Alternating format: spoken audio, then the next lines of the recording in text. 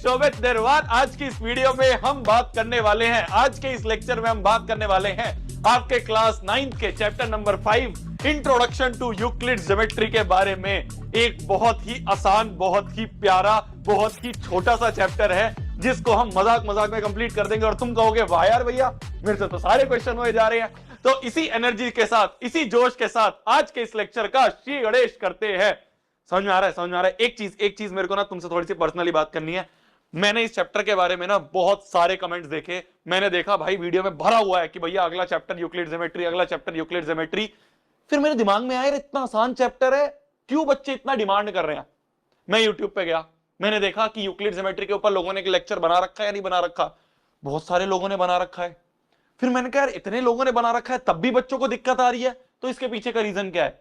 फिर मेरे को पता चला जब मैंने अंदर सारे लेक्चर देखे कि या तो लोगों ने इसको बहुत आसान तरीके से छोटा छोटा करके बता दिया, तो जिन लोगों ने उसको आधे आधे घंटे में करवाया ना उसमें सिर्फ मजाक हो रहा है, ये मैंने देख लिया है। उसमें सिर्फ और सिर्फ वो ऊपर ऊपर से पोस्टुलेट्स पढ़ के बता रहे हैं, क्वेश्चन अगर आ गए तो तुमसे नहीं हिल पाएंगे। फिर कुछ लोगों ने जिन्होंने क्वेश्चंस करवाए भी हैं, उन्होंने क्या कर रखा है, बुकिश लैंग्वेज में क्वेश्चन लिखवा दिए है, ऊपर ऊपर से सिर्फ हवा हवा में आंसर बता दिए हैं। वो भी तुम्हें नहीं पता क्योंकि एग्जाम में क्या लिख के आओगे ये भी तो पता होना चाहिए। जिन लोगों ने एनसीईआरटी सॉल्व करवाई भी है उन्होंने भी एनसीईआरटी की लैंग्वेज लिख दी, उन्होंने भी सिर्फ ये लिख दिया कि देखो ऐसे लिख देना, ऐसे लिख देना, ऐसे लिख देना, हो जाएगा। भाई पेपर में कैसे लिखोगे। तो इसलिए ये चैप्टर जो है अब मेरे को समझ में आ रहा है क्यों इतनी डिमांड है, क्योंकि बच्चों को ये नहीं पता कि एग्जाम में कैसे लिख के आना है। भाई लॉजिकली करेक्ट है ये तो समझ में आ रहा है, पर एग्जाम में कैसे लिख के आओगे वो आज इस वीडियो में बताने वाला हूं आपको। देखो इस वीडियो के लिए ना मैंने पहले सोचा मैं भी आधे घंटे में पढ़ा देता हूं, फिर मैंने सोचा यार नहीं, अच्छे तरीके से पढ़ाना है, ऐसा पढ़ाना है कि इसके बाद बच्चा किसी दूसरे लेक्चर पे ना जाए, इसके बाद बच्चा हर एक क्वेश्चन को सॉल्व कर पाए। तो बीच बीच में जितने भी सॉल्यूशंस मैंने लिखे ना एनसीईआरटी पूरी सॉल्व करवाऊंगा, और एनसीईआरटी बुकिश लैंग्वेज में नहीं सॉल्व करवाऊंगा। यहां पे जितने भी सॉल्यूशंस हैं भले ही टाइप्ड है पर ये मैंने टाइप करें, अपनी लैंग्वेज में टाइप करें, इस लैंग्वेज में टाइप करें कि तुम्हें सिंपल एकदम देखते ही समझ में आ जाएगा कि हाँ यार भैया कितनी आसान चीज है। तो हर एक चीज को मैंने अपनी लैंग्वेज में टाइप करा है, बहुत प्यारी तरीके से पढ़ाऊंगा, बस तो विश्वास रख। शुरू से लेकर एंड तक लेक्चर को देखियो, शुरू से एंड तक वीडियो को देखियो और तेरे को ये चैप्टर खत्म होता हुआ दिख जाएगा। ऐसा हो जाएगा कि तू जो ये एम लेके बैठा है इस क्लास 9th में कि एम जो है वो है मेरा 100/100 इन मैथ्स, इस एम को हम दोनों मिलकर पूरा करेंगे। बाकी जो चैप्टर्स हैं उनके लेक्चर ऑलरेडी चैनल पर डले हुए हैं, तो अगर तुम्हारा मन है तो वो भी तुम जाके देख सकते हो। पहले इसके कंप्लीट कर लेते हैं। देखो मेरी जान, यूक्लिड एक मैथमेटिशियन थे। ये जो पूरा चैप्टर है ना ये बहुत ही एंशिएंट टाइम का चैप्टर है। एंशिएंट मतलब बहुत ही पहले का, मतलब जहां पे लोगों को पॉइंट का मतलब भी नहीं पता था, जहां पे लोगों को लाइन का मतलब भी नहीं पता था, वो डेफिनेशन आज इस चैप्टर में हम पढ़ेंगे। तो यूक्लिड जो थे ये मैथमेटिशियन थे उस एंशिएंट टाइम के, जिन्होंने ये सारी डेफिनेशंस लिखी थी। मतलब आप समझ रहे हो, ये वो बाबा थे हमारे जिन्होंने उस समय पे जब लोग जानते भी नहीं थे ज्योमेट्री क्या होती है, जब लोग जानते भी नहीं थे पॉइंट क्या होता है, लाइन क्या होता है, उस समय इन्होंने पूरी ज्योमेट्री के बारे में कुछ कुछ चीजें बताई थी। वही कुछ कुछ चीजें आज इस चैप्टर में हम पढ़ने वाले हैं। तो बेसिकली हम इनको ट्रिब्यूट देने वाले कि यार आपने जो जो चीजें पढ़ाई थी, आपने जो जो उस समय भविष्यवाणी करी, भविष्यवाणी कहेंगे नहीं, आपने उस समय जो भी चीजें लिखी थी वो सारी चीजें आज सही हो रही हैं, तो उनके बारे में आज हम पढ़ने वाले हैं। ठीक है, तो बेसिकली इस चैप्टर में हम बहुत ही बेसिक चीजें पढ़ेंगे। यूक्लिड बाबा ने कुछ कुछ चीजें बताई वो पढ़ेंगे। ठीक है, समझ में आ गई। शुरुआत करते हैं। सबसे पहली चीज जो यूक्लिड बाबा ने बताई, यूक्लिड ने कुछ डेफिनेशन दी। यूक्लिड जो बाबा थे उन्होंने कुछ डेफिनेशन दी। ये डेफिनेशन है बहुत ही लॉजिकली करेक्ट। तुम कहोगे भैया कुछ है भी नहीं, पर समझो ये उस समय की है जब लोगों को पता भी नहीं था, तो इसलिए ये हमें सब समझनी पड़ेंगी, ये सब हमें याद करनी पड़ेंगी। थ्योरेटिकल चैप्टर है, याद करने वाला चैप्टर है, पर ऐसे याद करवा दूंगा कि मजा आ जाएगा। सबसे पहली चीज, a point is that which has no part. मतलब भैया ये एक पॉइंट है। पॉइंट एक इतनी छोटी सी चीज है, इतनी छोटी सी चीज है जिसके हम और पार्ट्स नहीं कर सकते। ये पहली डेफिनेशन है। तो अगर तुमसे कोई पूछ ले कि पॉइंट की क्या डेफिनेशन है, तो पॉइंट की डेफिनेशन है point is something which has no part. समझ गए? यही है पूरे चैप्टर में। तुम कह रहे हो भैया क्या चीज पढ़ा रहे हो, यही है पूरे चैप्टर में। लाइन की डेफिनेशन, लाइन क्या है? Line is a breathless length. मतलब ये एक लाइन होती है, इसकी क्या होती है, हमेशा एक लेंथ होती है। ये लेंथ है। क्या हम ये भी लिखते हैं कि इस लाइन की एक ब्रेड्थ है? नहीं लिखते ना। तो बेसिकली लाइन की डेफिनेशन क्या होती है? अगर तुमसे कोई पूछ ले लाइन की क्या डेफिनेशन है, तो लाइन की डेफिनेशन है line is a breathless length. ये पूरी पीपीटी तुम्हें टेलीग्राम पे मिल जाएगी, टेंशन मत लो, अभी देख लो, सिर्फ ध्यान से बस कान खोल के सुनना है। फिर उसके बाद जो तीसरी डेफिनेशन उन्होंने दी वो ये दी कि जो लाइन के एंड पॉइंट्स होते हैं वो पॉइंट होते हैं। मतलब तुम कहोगे भैया क्या मजाक बता रहे हो, पर यही है यार मेरी जान, the ends of line are points. मतलब ये जो लाइन थी ना, इसके जो एंड्स हैं, ये एंड और ये एंड, ये क्या है, ये पॉइंट्स हैं बेसिकली। और आसान भाषा में बताऊं, और आसान भाषा में बताऊं तो एक लाइन जो होती है ना वो पॉइंट से मिलकर बनी हुई है। बहुत सारे पॉइंट जो है एक के बाद एक, एक के बाद एक, एक के बाद एक, एक के बाद एक, एक के बाद एक, एक के बाद एक, एक के बाद एक, एक के बाद एक, इस तरह से जुड़े हुए हैं। तो इस तरह से जुड़ जुड़ के बहुत सारे पॉइंट जुड़ गए, और इस तरह से जुड़ जुड़ के उन्होंने क्या बना दिया, एक लाइन बना दी। तो एंड में भी एक पॉइंट होगा, शुरू में भी एक पॉइंट होगा, बीच में भी बहुत सारे पॉइंट्स होंगे। ये हो गई तीसरी डेफिनेशन जो उन्होंने बताई है, क्या, the ends of line are points. A straight line is a line which lies evenly with the points on itself. यही जो भी मैंने बात बताई कि बहुत सारे पॉइंट जो होते हैं, इन सबको मिला के क्या बनती है, एक लाइन बनती है। ये हो गई हमारी चौथी डेफिनेशन। तो पहली पॉइंट की डेफिनेशन, कोई तुमसे पॉइंट पूछ ले तो क्या होगा, पॉइंट मतलब जिसका कोई पार्ट नहीं होता। लाइन मतलब एक ब्रेथलेस लेंथ, मतलब सिर्फ लेंथ है, उसकी ब्रेथ नहीं है, ब्रेथ नहीं है, सिर्फ लेंथ ही लेंथ है। तीसरा, जो लाइन के एंड्स होते हैं वो पॉइंट होते हैं। चौथा, पॉइंट से मिल मिल के एक लाइन बनती है। पांचवा, a surface is that which has length and breadth only. Surface को इस तरह का सरफेस, ठीक है, ये सरफेस है जिसकी एक लेंथ होगी और उसकी एक ब्रेथ होगी। यही पांचवा पॉइंट बोला है कि एक सरफेस जो होता है ना, जैसे यहाँ पे ये पोडियम रखा हुआ है, इसको उठा के दिखाऊं, ये पोडियम रखा हुआ है, तो इसकी कुछ सरफेस है, वो इसकी कुछ लेंथ है, इसकी कुछ ब्रेथ है, तो ये होता है सरफेस, ये एक सरफेस है, ठीक है, प्लेन सरफेस है। फिर इसके बाद अगर मैं बात करूं, पांचवा पॉइंट तुम्हें समझ में आ गया, अरे चल जा, हाँ। फिर उसके बाद छठवां point, the edges of surface are line. जैसे ये पॉइंट, ये एक लाइन बन गई, ये पॉइंट, ये एक लाइन बन गई, ये एक लाइन हो गई। तो ये एजेस जो है, ये क्या है, ये लाइन है। कैसा भी सरफेस ले लो, कोई इस तरह का सरफेस होगा, है ना, तो इसमें भी एक ये लाइन, एक ये लाइन, एक ये लाइन, एक ये लाइन, एक ये लाइन, एक ये लाइन, एक ये लाइन, एक ये लाइन। तो सारे जो एजेस होते हैं सरफेस के वो क्या होते हैं, लाइंस होते हैं। बहुत बेसिक मजाक सी चीजें, बट तुम्हें समझनी पड़ेंगी, याद करनी पड़ेंगी, क्योंकि इसी के ऊपर चैप्टर है तो है, पढ़ना तो पड़ेगा। अब plane surface is a surface, कोई एक प्लेन सरफेस एक ऐसा सरफेस है जिसमें की बहुत सारी स्ट्रेट लाइंस रहती हैं। भाई देखो ये सरफेस है, इस पे बहुत सारी स्ट्रेट लाइन हो सकती हैं, ऐसे ऐसे ऐसे ऐसे ऐसे, ये बहुत सारी स्ट्रेट लाइन क्या है, इस पे लाए कर सकती हैं। ये है हमारा सातवां पॉइंट। क्लियर, जल्दी से वापस रिवाइज करें, रिवाइज करते हुए चलेंगे। पहला पॉइंट क्या होता है, जिसका कोई पार्ट नहीं होता। लाइन क्या होती है, जिसका कोई ब्रेड्थ नहीं होती। 2 पॉइंट हो गए। फिर उसके बाद लाइन के एंड्स क्या होते हैं, पॉइंट होते हैं। बहुत सारे पॉइंट से मिलके क्या होती है, एक लाइन बनती है। 4 पॉइंट हो गए। फिर उसके बाद एक सरफेस क्या होता है, एक सरफेस की लेंथ और ब्रेथ होती है। सरफेस के एजेस क्या होती हैं, लाइन होती हैं। ये हो गया 5वां और 6वां पॉइंट। और सरफेस पे बहुत सारी स्ट्रेट लाइंस लाया कर सकती हैं। ये हो गया हमारा आखिरी पॉइंट। ये है यूक्लिड्स की कुछ डेफिनेशन जो हमें याद रखनी है। ठीक है। अब इसके बाद आती है एक चीज जिसे कहते हैं यूनिवर्सल ट्रुथ। क्या बोला मैंने, अब एक चीज आती है जिसे कहते हैं यूनिवर्सल ट्रुथ। यूनिवर्सल ट्रुथ मतलब एक ऐसी चीज जो हमेशा सत्य है। यूनिवर्सल ट्रुथ मतलब जो हर जगह सत्य है। मेरे हाथ में एक पेन है, ये एक यूनिवर्सल ट्रुथ है, क्योंकि हां दिख रहा है। दुनिया में, इस संसार में एक शोभित निर्वाण नाम का लड़का रहता है, ये एक यूनिवर्सल ट्रुथ है। हां जी रहता है। मैं इस समय ये रिकॉर्डिंग कर रहा हूं, यूनिवर्सल ट्रुथ है, कर रहा हूं। तुम इस समय इस लेक्चर को देख रहे हो, यूनिवर्सल ट्रुथ है। कहीं पे भी कोई पूछेगा तुमसे तो तुम बता सकोगे हां जी देख रहा हूं। तो बेसिकली यूनिवर्सल ट्रुथ मतलब जो एक संसार में सत्य जो है उसे यूनिवर्सल ट्रुथ कहते हैं। तो हमारे जो यूक्लिड भाई साहब थे, उन्होंने इस यूनिवर्सल ट्रुथ के 2 पार्ट करे। उन्होंने करा यूनिवर्सल ट्रुथ जो है 2 पार्ट में होते हैं। एक को हम कहते हैं एक्सियम, एक को हम कहते हैं पोस्टुलेट्स। एक को हम कहते हैं एक्सियम, एक को हम कहते हैं पोस्टुलेट्स। एक्सियम मतलब वो ट्रुथ जो कि मैथमेटिक्स में कहीं पे भी यूज हो सकते हैं। क्या बोला मैंने, एवरीवेयर इन मैथमेटिक्स, ऐसे ट्रुथ जो कि मैथमेटिक्स में आप कहीं पे भी यूज कर सकते हो, पोस्टुलेट मतलब ऐसे ट्रुथ जो कि तुम ज्योमेट्री में यूज कर सकते हो, ओनली इन ज्योमेट्री। वो ज्योमेट्री बॉक्स नहीं मेरी जान, ज्योमेट्री बॉक्स नहीं, ज्योमेट्री मतलब वो नहीं होती जो तो लाइंस वाइंस एंगल्स वो सब।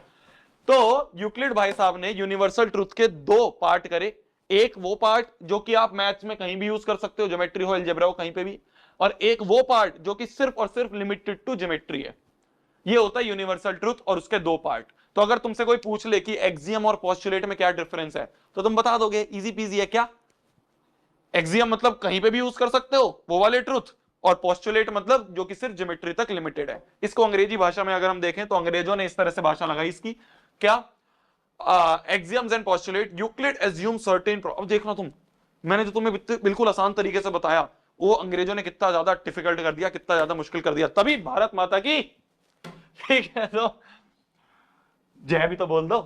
हाँ, तो एक्सियम्स एंड पोस्टुलेट्स, देखो मेरे जान, यूक्लिड ने एज्यूम करे कुछ प्रॉपर्टीज जो कि प्रूव नहीं थे। भाई यूनिवर्सल ट्रुथ प्रूव कोई करने की जरूरत है, ये मेरे हाथ में पेन है, इसको प्रूव करने की कोई जरूरत है, तो उन्होंने क्या करा, कुछ प्रॉपर्टीज जिसको प्रूव करने की जरूरत नहीं थी, these assumptions are called universal truth. Obviously universal truth है, ऑब्वियस यूनिवर्सल ट्रुथ है। तो कुछ प्रॉपर्टीज जिसका प्रूफ की जरूरत नहीं है, उन्हें क्या कहते हैं हम, यूनिवर्सल ट्रुथ कहते हैं। He divided them into two types, axiom and postulate. Axiom और postulate के हिसाब से उन्होंने डिवाइड कर दिया। He used the term postulates for the assumptions that were specific to geometry and the assumptions used throughout the mathematics. On the other hand, the assumption used throughout the mathematics, कहीं पे भी जो use कर सकते हो उसे क्या कहते हैं अपन, उसे हम कहते हैं एक्सियम्स। तो पोस्टुलेट मतलब जो सिर्फ ज्योमेट्री तक लिमिटेड है, और एक्सियम्स मतलब जो आप मैथमेटिक्स में कहीं भी यूज कर सकते हो। ये हो गए एक्सियम्स एंड पोस्टुलेट्स की डेफिनेशन। अब कुछ हम एक्सियम्स पढ़ेंगे, कुछ हम पोस्टुलेट्स पढ़ेंगे। एक्सियम्स मतलब जो कहीं पे भी यूज कर सकते हो, और पोस्टुलेट मतलब जो ज्योमेट्री में यूज कर सकते हो। तो पहले हम कुछ एक्सियम्स पढ़ेंगे, फिर उसके बाद हम कुछ पोस्टुलेट्स पढ़ेंगे। ठीक है, ठीक है। तो अभी तक हमने क्या पढ़ा, भारी मतलब, लोड मतलब, दिमाग पे लोड मतलब, बहुत आसान चीजें पढ़ी। इससे पहले हमने क्या पढ़ा, इससे पहले हमने सिर्फ ये पढ़ा कि यूक्लिड्स ने क्या क्या डेफिनेशन दी। ये 7 डेफिनेशन क्लियर है। तो ये कुछ डेफिनेशन है, इसके बाद कुछ एक्सियम्स पढ़ेंगे और उसके बाद कुछ पोस्टुलेट्स पढ़ेंगे, चैप्टर खत्म। यही है बस, कुछ डेफिनेशंस दिए यूक्लिड भाई साहब ने, कुछ उन्होंने एक्सियम्स बताए हैं, कुछ उन्होंने पोस्टुलेट बताए हैं, बस यही पढ़ेंगे। तो डेफिनेशंस हमने पढ़ ली, अब एक्सियम्स पढ़ लेते हैं। तो एक्सियम्स क्या क्या दिए यूक्लिड बाबा ने, ये हम समझ लेते हैं। यूक्लिड्स ने जो एक्सियम दिए वो हम समझ लेते हैं। पहला, थिंग्स विच, देखो बहुत ही मतलब ऐसा लॉजिकली करेक्ट चीज जो तुम कहोगे भैया कोई बड़ी बात भी नहीं है, वो यहां पे लिखा है, तो इसलिए ध्यान से समझ लेना। ये जो एक्सियम्स हैं ये तुम्हें नंबर से याद होने चाहिए। डेफिनेशंस नंबर से याद हो ना हो कोई बात नहीं, ये एक्सियम्स तुम्हें नंबर से याद होने चाहिए कि पहला नंबर एक्सियम ये है, यूक्लिड का दूसरा नंबर एक्सियम ये है, यूक्लिड का तीसरा नंबर एक्सियम ये है। ठीक है, एक बार, दो बार, तीन बार, 10 बार लिखोगे याद हो जाएगा। पहले समझ लो। पहला, things which are equal to same thing are equal to one another. क्या बोला मैंने, देखो बहुत अच्छा एग्जांपल से समझाता हूं। ए जो है वो बी के बराबर है, ए जो है वो सी के भी बराबर है, तो इससे इंप्लाइज होता है कि बी और सी भी बराबर है। ये होता है पहली चीज, things which are equal to same thing. B भी ए के इक्वल, सी भी ए के इक्वल, तो बी और सी भी आपस में इक्वल। ये बोला है पहले पॉइंट ने, क्या, बी भी ए के इक्वल है, things which are equal to same thing, तो बी भी सेम ए के इक्वल, सी भी ए के इक्वल, तो बी और सी भी आपस में इक्वल। ये इन्होंने बोला है things which are equal to same thing are equal to one another, तो इक्वल टू वन अनदर भी है। ये हो गया पहला एक्सियम। दूसरा axiom, if equals are added to equal the wholes are equal. क्या बोला, देखना, अगर ए बराबर बी है, दोनों तरफ ऐड कर दूं मैं, एडिंग टू बोथ साइड्स, दोनों तरफ सेम क्वांटिटी ऐड कर दी, तो a प्लस 2 और b प्लस 2 जो होगा ये भी क्या होंगे, बराबर होंगे। यही है हमारा सेकेंड एक्सियम। क्या, if equals are added, equals मतलब दो इक्वल चीज, दो और दो सेम चीज अगर तुमने दोनों जगह ऐड कर दी तो भी इक्वेशन पे कोई हानि नहीं पहुंचेगी, इक्वेशन बराबर ही रहेगी। अगर a और b बराबर है और दोनों तरफ हमने कुछ भी ऐड कर दिया, कुछ भी मतलब कुछ भी सेम चीज, दोनों तरफ x ऐड कर दो, दोनों तरफ y ऐड करो, दोनों तरफ 2, दोनों तरफ 4, दोनों तरफ 5, दोनों तरफ 6, दोनों तरफ 10, दोनों तरफ 1000, 2000, 10 करोड़ दोनों तरफ ऐड कर दो। अगर दोनों तरफ सेम चीज ऐड कर रहे हो, क्योंकि वो कट ही रही है ना, 2 से 2 कट ही तो गया, तो अगर तुम सेम चीज ऐड कर रहे हो अपनी सहूलियत के लिए तो उस इक्वेशन पे कोई हानि नहीं पहुंचेगी। ये इन्होंने सेकेंड एक्सियम में बोला। If equals are subtracted from equals, जैसे कि a बराबर b है और सब्ट्रैक्ट कर दें हम, सब्ट्रैक्ट कर दें टू बोथ साइड्स, टू दोनों तरफ सब्ट्रैक्ट कर दें, तो a माइनस 2 और b माइनस 2 दोनों तरफ सेम चीज सब्ट्रैक्ट कर रहे हैं तो भी इक्वल रहेंगी। ये है हमारा तीसरा एक्सियम, है ना, इजी पीजी। चौथा axiom, things which coincide things which coincide with one another are equal to one another. क्या बोला इन्होंने? फोर्थ वाला कोइंसाइड मतलब एक के ऊपर एक। मान लो एक है लाइन ए बी और एक है लाइन सी डी जो कि बिल्कुल इसी के ऊपर लाया करिए, कोइंसाइड करिए मतलब एकदम इसके ऊपर चिपक गई है, तो ये दोनों इक्वल होंगी। बिल्कुल यही बात बोली है। तो things which coincide with one another, एक दूसरे के ऊपर कोइंसाइड कर गई है, चिपक गई है, बिल्कुल बराबर बराबर चिपक गई है, तो वो दोनों क्या होंगी? बराबर होंगी। ये चौथा पॉइंट है। पांचवा पॉइंट समझना, whole is greater than the part. मतलब देखो, whole is greater than the part. ये एक पूरा का पूरा पिज्जा है, ठीक है, ये एक पूरा का पूरा पिज्जा है हमारा।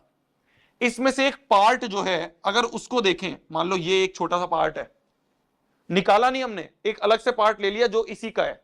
मान लो हमने इसी में से एक पार्ट निकाला, ये इन्होंने बोला है भाई एक पूरा हमारा ग्लोब है, उसमें एक इंडिया है, तो अगर मैं खाली इंडिया को ले लूं तो वो खाली इंडिया जो होगा और जो पूरा ग्लोब है, पूरा ग्लोब जो है हमारा, पूरा का पूरा संसार जो है वो तो हमेशा बड़ा होगा ना। तो होल जो है वो एक खाली से तो बड़ा ही होगा। ये इन्होंने पांचवा पॉइंट बोला, whole is greater than the part. तो अगर हम पूरे पिज्जा को लें और खाली एक पार्ट को उससे कंपेयर करें तो होल जो होगा वो हमेशा बड़ा होगा, ठीक है।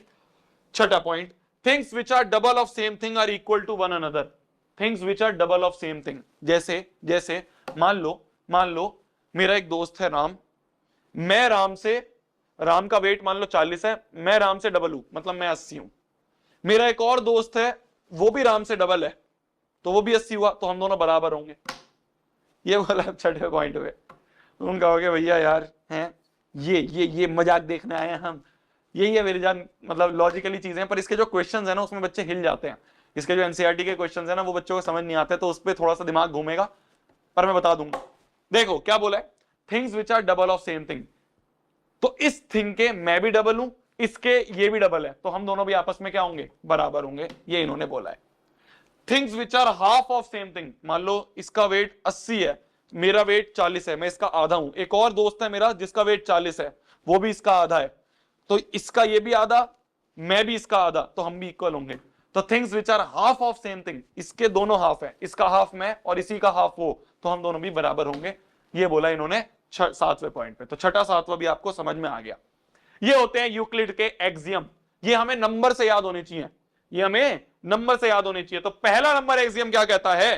पहला नंबर एक्सियम कहता है things which are equal to same thing are equal to one another. ये पहला, ए बी बी वो बी बी ए के बराबर, सी बी ए के बराबर, तो बी और सी बराबर, ये पहला। फिर उसके बाद if equals are added to equals, ये दूसरा एक्सियम है। अगर दोनों तरफ सेम चीज ऐड कर दो तो भी कोई दिक्कत नहीं। तीसरा कहता है दोनों तरफ सेम चीज सब्ट्रैक्ट कर दो तो भी कोई दिक्कत नहीं। चौथा कहता है कि अगर एक के ऊपर एक चिपक जाए तो वो सेम होंगे।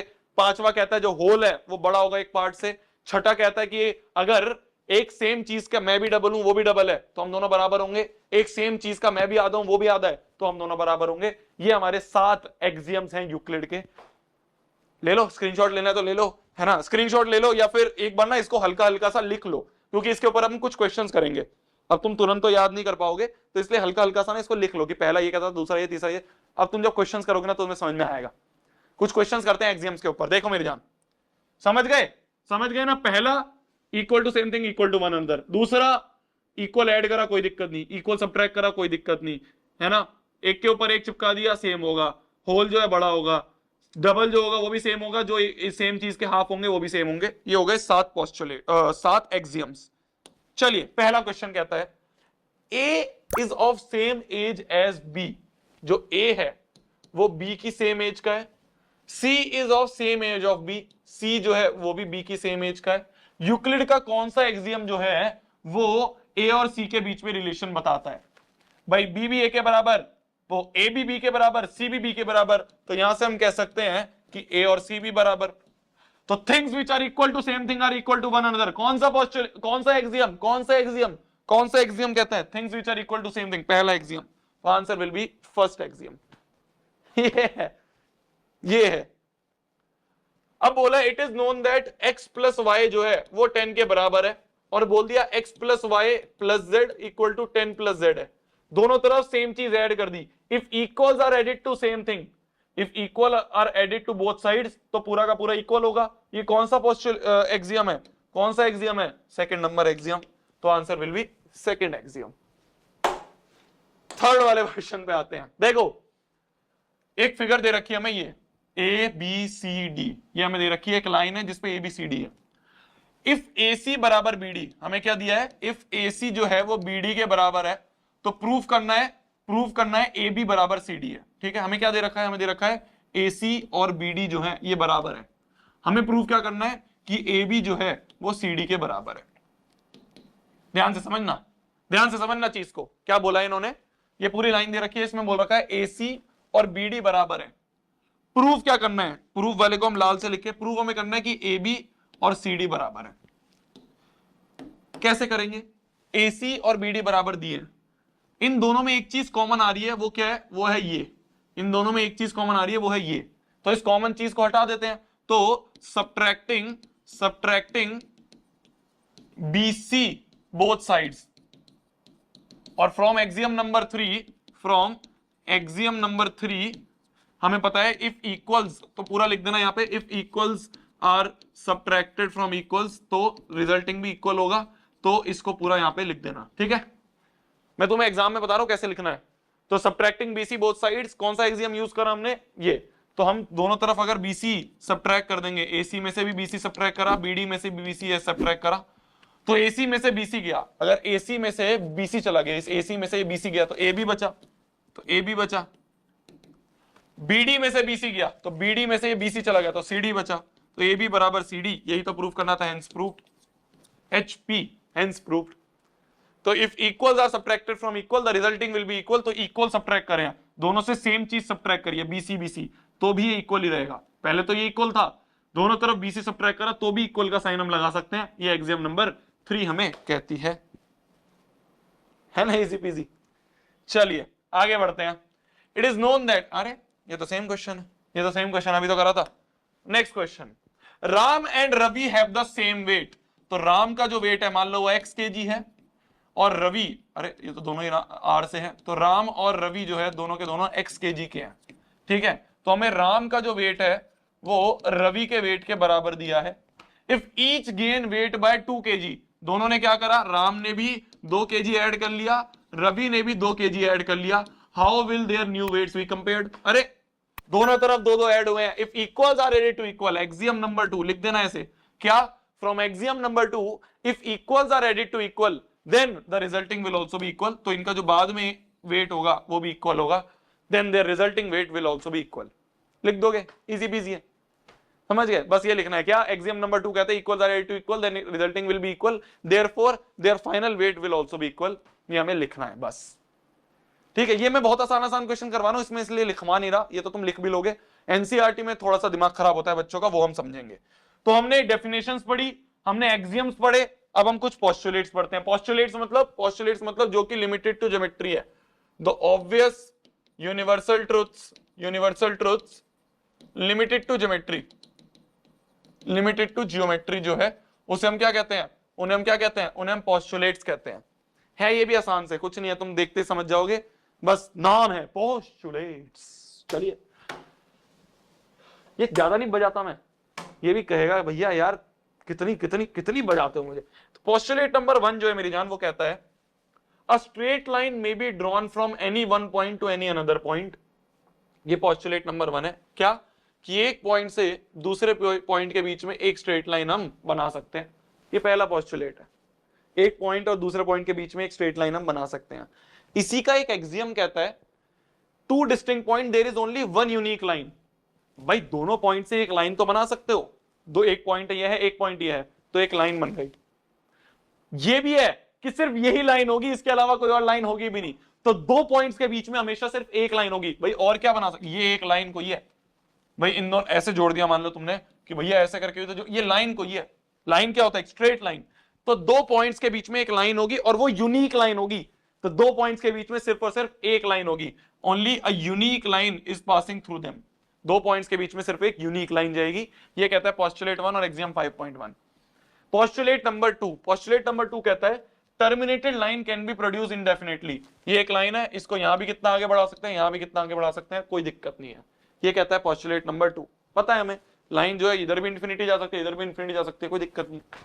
पोस्टुलेट नंबर 3 क्या कहता है, circle can be drawn with any centre and any radius. मैंने एक सेंटर लिया, ये रेडियस लिया, सेंटर एक पॉइंट है, रेडियस एक लाइन सेगमेंट है, तो इससे भी मैं एक सर्कल बना सकता हूं, है ना। मैं मान लो थोड़ा सा रेडियस लूं, इससे भी एक सर्कल बनेगा, और छोटा ले लूं, इससे भी एक सर्कल बनेगा। तो एक सेंटर और एक रेडियस से मैं एक सर्कल बना सकता हूं, एक सेंटर एक रेडियस से मैं सर्कल बना सकता हूं। ये इन्होंने बोला, बहुत ही बेसिक सी चीज है, तो ये तुम्हें समझ में आ गई। Postulate number 3। Postulate number 4, all right angle are equal to, मतलब कितना मजाक सी चीज नहीं बोली, सारे के सारे राइट एंगल एक दूसरे के इक्वल होंगे। अरे सारे राइट एंगल 90 होते हैं तो सारे एक दूसरे के बराबर ही तो होंगे। राइट एंगल का मतलब ही 90 डिग्री होता है, तो सारे 90 डिग्री हैं तो सारे एक दूसरे के बराबर होंगे। हैं बहुत मजाक सी चीजें, बट ये एंशिएंट टाइम की है, उस समय की, जब लोगों को इनके बारे में पता भी नहीं था, तो उस समय ये पोस्टुलेट्स निकाले गए थे यूक्लिड बाबा के थ्रू। पोस्टुलेट नंबर 5 जो है वो क्या कहता है, if a straight line following on the two straight line make the interior angle on the same side of the triangle taken together less then the true right angle. नहीं समझ में आ रहा तो मैं बताता हूं, देखो 5वां नंबर पोस्टुलेट में समझाता हूं। ये थोड़ा सा क्या है, दिमागदार पोस्टुलेट है, दिमागदार भी नहीं है, मतलब अंग्रेजों ने बड़ी बड़ी लाइनों में लिख दिया। अब देखना तुम्हें हिंदुस्तानी कैसे समझाएंगे। तो पोस्टुलेट नंबर 5 क्या कहता है, देखो पोस्टुलेट नंबर 5 क्या कहता है मेरी जान। पोस्टुलेट नंबर 5 कहता है कि मान लो दो लाइन है, एक लाइन है ये L, एक लाइन है ये M, ठीक है, और एक मान लो ट्रांसवर्सल है, ठीक है, एक ट्रांसवर्सल है। तो दो लाइन है, एक ट्रांसवर्सल है, एक ही एंगल बनेगा, एक ही एंगल बनेगा, तो 1 और 2, एक ही एंगल बनेगा और एक ही एंगल बनेगा 3 और 4। बोला ये जा रहा है भाई, इन्हें क्या कहते थे हम, इंटीरियर एंगल्स कहते थे। 1 2 3 4 क्या इंटीरियर एंगल है, 1 और 2 क्या है, interior angle on same side of transversal, इस साइड में। 3 और 4 क्या है, इस साइड में, on same side of transversal. तो ये कह रहा है जो interior angle on same side of transversal है उनका सम ले लो। जैसे 1 और 2 जो है वो एक सेम साइड में है, और 3 और 4 जो है ये एक सेम साइड में है। तो बोला क्या जा रहा है, ध्यान से सुनना, दो लाइन है, एक ट्रांसवर्सल है, सेम सेम साइड वालों का सम ले लो। ये interior angle on same side of transversal, इनका सम ले लिया। ये interior angle on same side of transversal, इनका सम ले लिया। जिनका सम लेस देन 180 होगा, जिसका सम लेस देन 180 होगा, उस तरफ जो लाइन होगी ना वो पीछे जाके मिल जाएंगी। इस तरफ की जो लाइन है ये पीछे जाके मिल जाएंगी एक पॉइंट पे। इसे ही क्या बोला है, इसे ही क्या बोला है, इसे ही बोला है पोस्टुलेट नंबर 5। है ना आसान, है ना आसान। तो बोला ये जा रहा है कि अगर दो लाइन है उसमें interior angle on same side of transversal, ये interior angle on same side of transversal, ये भी interior angle on same side, ये राइट साइड है ये लेफ्ट साइड है, तो दोनों साइड का सम ले लो। इन दोनों का सम ले लिया, इन दोनों का सम ले लिया, जहां का सम लेस देन 180 है वो उस तरफ जाके पीछे मिलेंगी ऊपर वाली लाइनें। ये बोला इन्होंने पोस्टुलेट नंबर 5 पे, ठीक है। If a straight line is following on two straight line making the interior angle taken together less than two right angle, two right angle का सम मतलब 90 का सम, वही 180 का sum, then the two straight lines if produce indefinitely meet at one side in which sum is less than two right angle, जहां पे sum less than two right angle होगा, less then 180 होगा, उधर जाके वो पीछे मिलेंगी। ये इन्होंने पोस्टुलेट नंबर 5 में बोला, ठीक है। तो 5 पोस्टुलेट हमने पढ़े, बहुत इजी इजी से है, कुछ नहीं है, एक बार और वापस पढ़ाते हैं। पहला है दो पॉइंट के बीच में एक लाइन बनेगी, वो लाइन इधर भी बहुत ऊपर जा सकती है, उधर भी बहुत आगे जा सकती है, दूसरा पोस्टुलेट। तीसरा पोस्टुलेट एक सर्कल बना सकते हो रेडियस और सेंटर से। चौथा पोस्टुलेट क्या, कि सारे राइट एंगल बराबर होते हैं। पांचवा पोस्टुलेट क्या, जो मैंने अभी बताया कि इंटीरियर एंगल का जहां सम 180 से कम होगा वहां पीछे जाके वो लाइन मिलेंगी। ये है आपके 5 पोस्टुलेट।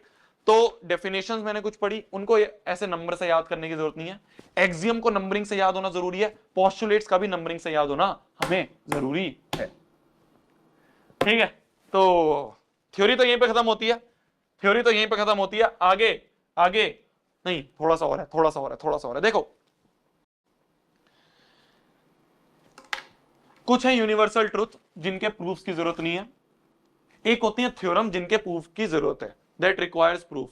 क्या, that requires a proof is known as theorems. तो थ्योरम मतलब ऐसी स्टेटमेंट जिनको प्रूफ की जरूरत है।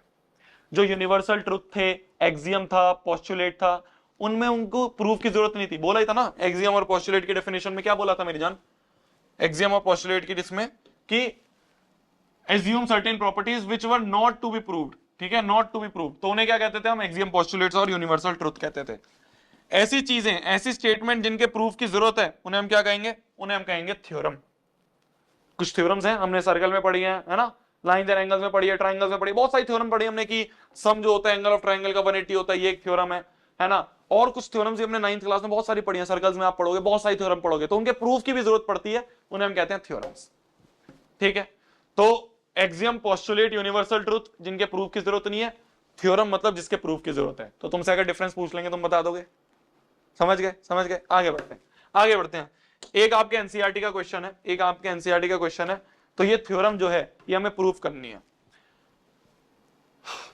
ध्यान से समझना, ध्यान से समझना, थोड़ा सा है बस दिमागदार चीज है, मतलब दिमागदार भी नहीं है बहुत आसान सी, पर लिखने में जो है ना, जब एग्जाम में लिखने वाली बात आती है, जब बच्चे हिल जाते हैं, तो मैं तुम्हें एग्जाम में कैसे लिखना है वो भी बताऊंगा, और सोचना कैसे वो भी बताऊंगा। तो ध्यान से सुनना।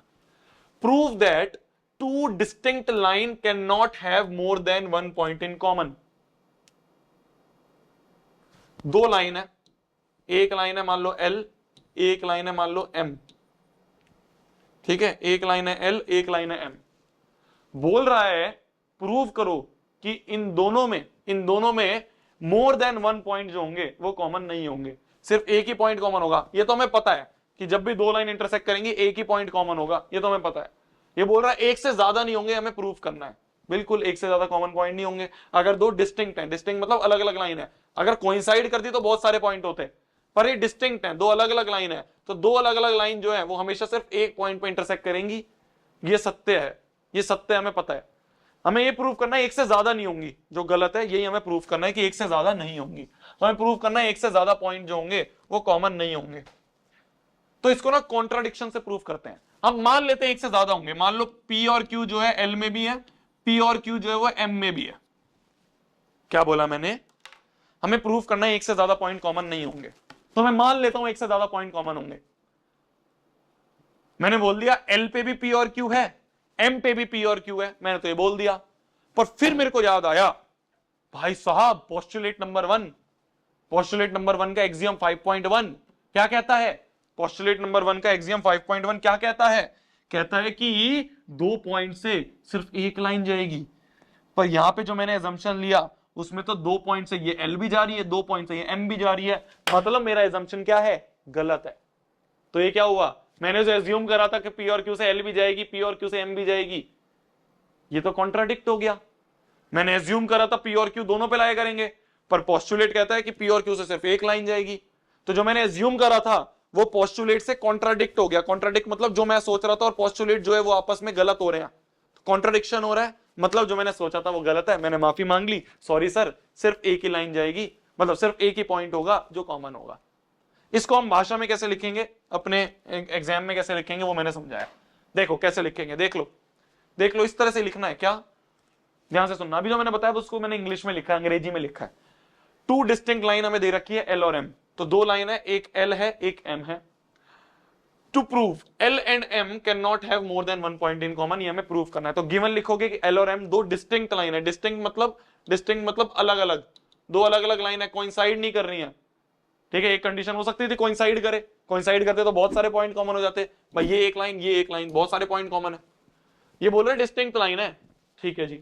तो दो डिस्टिंक्ट लाइन है, प्रूफ करना है दोनों पे more than one point common नहीं होगा। Proof if L and M are parallel then there is no point in common. बिल्कुल भाई, एक तो कोइंसाइड वाला है, एक और है L और M पैरेलल नहीं होने चाहिए। तो हमने बोल दिया L और M जो है वो पैरेलल नहीं होने चाहिए, पहला पॉइंट, ये तो हमने लिख दिया, ठीक है। सो L is not parallel to M. Let P and Q be two points common to both line. P और Q जो है वो दोनों में कॉमन है, L में भी L में भी। L और M जो दो लाइन है, जो L लाइन है और M लाइन है, दोनों में। ये ऐसे ना टाइपिंग में ऐसे आ रही है, ये L ही है, ठीक है। तो हमने बोल दिया क्या? Let P and Q be two points common to both line. L और M दोनों में कॉमन है P और Q, यही तो मैंने बोला, यही तो मैंने बोला कि P और Q इसमें भी, P और Q इसमें भी, ये हमने मान लिया। Now we observe that line L contain both point and line M also contain both point. M में भी दोनों पॉइंट है P और Q, L में भी दोनों पॉइंट है। But according to postulate number 1, we know that there is only one line passing through the two points. Therefore L जो है वो तो parallel to M होगा। क्या मेरी बात समझ में आई? तो ये तो पैरेलल वाली कंडीशन होगी, पर पैरेलल तो हो ही नहीं सकते थे। यही तो मैंने बोला, L और M पैरेलल नहीं हो सकते थे। पर अगर दो पॉइंट जो है तो ये therefore ये लाइन मैंने गलत लिख दी, ये नहीं लिखनी, ये नहीं लिखनी, ये गलत लिख दिया, पैरेलल वाला पॉइंट ही नहीं था, ये कंफ्यूजन हो रहा है। वापस से समझो, वापस से समझो, वापस से। थोड़ा सा दिमाग वाला क्वेश्चन है, मतलब लिखने में दिमाग लगता है, समझने में कुछ नहीं है। पी और क्यू मैंने 2 पॉइंट माने, मैंने माने वो एल में भी है वो एम में भी है, तो मैंने लिख दिया we observe L also contain P and Q, M also contain P और क्यू। पर 2 पॉइंट जो है उससे तो सिर्फ एक लाइन जा सकती है, ये पोस्टुलेट नंबर 1 कहता है। Therefore this contradict our assumption that L and not are parallel, therefore assumption is wrong, therefore two distinct line cannot have one point in common, cannot have more than one point in common। ये हो गया हमारा क्या, ये हो गया हमारा पूरा का पूरा प्रूफ। ठीक है, मुश्किल लग रहा है, मुश्किल लग रहा है, मुश्किल लग रहा है, कुछ नहीं मुश्किल नहीं है, एक बार तुम इसको वापस पढ़ोगे ना तो आसान लगेगा, बस इसको लिखना है एग्जाम में। सोचने में तो तुम्हें समझ में आ गया था, जब मैं तुम्हें समझा रहा था, जब तो तुम्हें समझ में आ गया था कि हाँ भैया आप सही बोल रहे हो, एल और एम दोनों पे 2 पॉइंट नहीं हो सकते, क्योंकि 2 पॉइंट से तो सिर्फ एक ही लाइन जा सकती है, ये 2 लाइन कैसे हो रही है, तो कॉन्ट्राडिक्शन हुआ। बिल्कुल जो मैं बोल रहा था उसको हमें यहाँ पे लिख दिया, एक बार तुम पढ़ोगे पीडीएफ को तुम्हें समझ में आ जाएगा। आगे बढ़ते हैं एनसीईआरटी पे। तो एक्सियम्स हमने पढ़ लिया, कुछ पोस्टुलेट्स हमने पढ़ लिए, कुछ डेफिनेशंस हमने कुछ पढ़ ली, अब हम एनसीईआरटी के सॉल्यूशंस देखते हैं। ठीक है, ध्यान से देखना, ध्यान से, important important important, very important. Examples भी करेंगे। ठीक है, एनसीईआरटी का एग्जाम्पल नंबर 1 क्या कहता है? एनसीईआरटी का एग्जाम्पल नंबर 1 मेरी जान ये कहता है, if A B and C are 3 points on line and B lies between A and C. क्या बोला मैंने? ए बी और सी 3 पॉइंट है एक लाइन पे, और बी जो है इन दोनों के बीच में कहीं लाई करता है। ठीक है, तो ये लाइन है ए बी सी, इसके बीच में एक लाइन है ए सी जिसके बीच में एक बी पॉइंट लाई करता है। Prove that A B plus B C जो है वो ए सी के बराबर है। A B plus B C A C के बराबर है, ये हमें प्रूव करना है। यहां पे हम कैसे इसको सोचेंगे, क्या सोचने का तरीका है? हमें ये दिख रहा है कि A B plus B C जो है, ये जो एक पेयर बन रहा है, ये जो एक पेयर बन रहा है, ये AC के ऊपर कोइंसाइड कर रहा है, AC के ऊपर कोइंसाइड कर रहा है, मतलब AC के ऊपर चिपक रहा है। भाई एक AC है, ये AC है, इस AC के ऊपर AB प्लस BC जो है, AB प्लस BC जो है, ये इसके ऊपर कोइंसाइड कर रहा है, इसके ऊपर चिपक रहा है। और हमें पता है कि जो चीज आपस में कोइंसाइड करती है वो क्या होती है? बराबर होती है। तो ये जो पेयर AB प्लस BC है ये AC के बराबर होगा। Then the pair AB plus BC जो है वो AC के बराबर होगा। यही है प्रूफ। भैया क्या बोल दिया यार, फिर समझ नहीं आ रहा क्या बोला? अरे देख, AB प्लस BC ये जो पूरा एक पेयर बन रहा है, AB प्लस BC को अलग अलग ले लें, तो AB और BC को अलग से ज्वाइन करके एक पेयर बनाएं, तो वो AC के ऊपर कोइंसाइड कर रहा है, हमें क्लियरली दिख रहा है। और हमें पता है भाई एक्सियम नंबर कौन सा? एक्सियम नंबर 4 था, या 4 था ना, कि जो एक दूसरे पे कोइंसाइड करते हैं वो क्या होते हैं? बराबर होते हैं। नहीं, एक्सियम नहीं था, पोस्टुलेट था, पोस्टुलेट था, पोस्टुलेट था। क्या पोस्टुलेट क्या था? पोस्टुलेट था, एक्सियम था, एक्सियम था, एक्सियम था, मैं ही कंफ्यूज हो गया। हाँ, things which coincide each other, तो 4th नंबर ही था, बिल्कुल सही। तो things which coincide on one another are equal to one another, तो हम ये बोल देंगे by axiom number 4, by axiom number 4, by axiom number 4 हम बोल देंगे, एक्सियम नंबर 4 से हम बोल देंगे कि AB प्लस BC जो है AC के बराबर है। भाई ये तो आपने थ्योरी में बता दिया, ये तो आपने हवा में बता दिया। लिखेंगे कैसे? मैंने कहा ऐसे लिखेंगे, ऐसे लिखेंगे। क्या? We can see that the pair AB plus BC coincide with AC। हम क्लियरली देख सकते हैं कि जो पेयर AB प्लस BC है वो AC पे कोइंसाइड कर रहा है। And we know that by Euclid axiom number 4 says that the thing which are coincide with each other are equal to one another, therefore AB plus BC is equal to AC। जो मैंने बोला बिल्कुल वैसे लिख दिया। ठीक है, समझ में आ गया? तो AB प्लस BC जो पेयर था वो AC के ऊपर कोइंसाइड हो रहा था, तो दोनों जो कोइंसाइड करेंगे वो बराबर होंगे। ये हमने एक्सियम नंबर 4 में पढ़ा था। ये एग्जाम्पल नंबर 1। अब आते हैं एग्जाम्पल नंबर 2 में। ये इंपॉर्टेंट है, ये इंपॉर्टेंट है, समझना, ध्यान से समझना, ये इंपॉर्टेंट है, ध्यान से समझना। Prove that an equilateral triangle can be constructed on any given line segment. एक गिवन लाइन सेगमेंट है, ठीक है, मान लो एक गिवन लाइन सेगमेंट है AB, इतनी बड़ी क्यों बना रहा हूं मैं? तो एक गिवन लाइन सेगमेंट है, मान लो AB। हमें प्रूव करना है कि इस गिवन लाइन सेगमेंट के ऊपर हम एक इक्विलेटरल ट्राइंगल बना सकते हैं। भाई सेम लेंथ का ले लो, इक्विलेटरल ट्राइंगल मतलब सेम लेंथ की साइड जो होती हैं उन्हें इक्विलेटरल ट्राइंगल कहते हैं। हमें प्रूव करना है कि एक इक्विलेटरल ट्राइंगल हम इस पे कंस्ट्रक्ट कर सकते हैं। तो देखो, इसको प्रूव करने का तरीका है, तुम कहोगे भैया मेरे दिमाग में कैसे आएगा? मेरे भी दिमाग में नहीं आया था। जब हम बचपन में थे हमने टीचर से पढ़ा था, हमें समझ में आ गया। आप बचपन में हो, आप मेरे से पढ़ लो, आपको समझ में आ जाएगा।